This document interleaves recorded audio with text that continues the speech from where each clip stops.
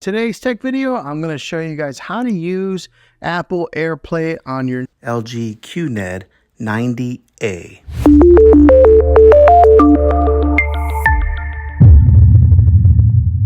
So right here, this is the home dashboard. It may look like this for some of you guys. If you have an older OLED TV model, this probably looks like a familiar screen also. But what we're going to do is there's two different ways that you can access AirPlay on here. You can do it from this screen right here, clicking it right there, or you can click the home button on your remote control of your Magic Remote. So when you click the home button and you get to this screen here, you'll see this middle horizontal row of icons here on the home dashboard. But what you'll do is you'll just click simply on AirPlay.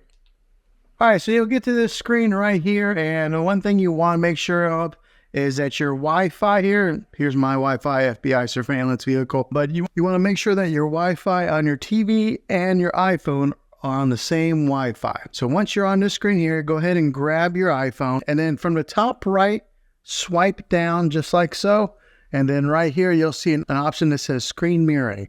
You click on that, and it'll bring up all the options of where you can screen mirror your iPhone. So mine is right here on the very top. There, the LG, tap on that. Then a passcode will come up, and just type in the passcode that's on your TV here on your iPhone. Okay, then click OK. You'll see this wheel start to spin, and then voila, your iPhone is mirroring on your phone. Now, the great thing about it is if you do, when you go to like YouTube, which I will right now. Okay, so once you pull up a YouTube video on your phone, you'll see that it is on the TV, and since I'm holding it in landscape mode like this, it's in landscape mode on the TV. So hopefully this video was helpful. If it was, go ahead and throw a thumbs up on it. Go ahead and subscribe to my channel. I make tech videos all the time, and I'd love to have you back in the next one. Take care.